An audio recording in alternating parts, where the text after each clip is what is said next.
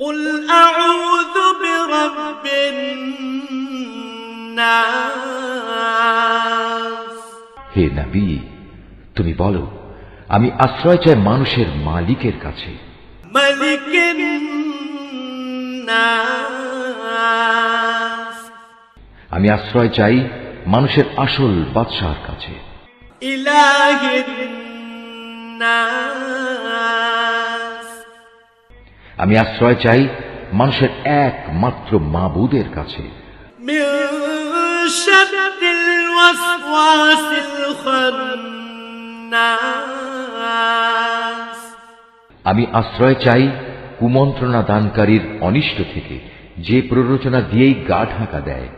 الذي يوسوس في صدور الناس যে মানুষের অন্তরে কুমন্ত্রণা দেয়।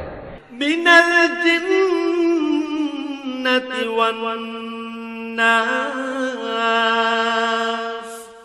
জিনদের মধ্যে থেকে হোক বা মানুষদের মধ্যে থেকে হোক, তাদের অনিষ্টের হাত থেকে আমি আল্লাহ তাআলার কাছে আশ্রয় চাই।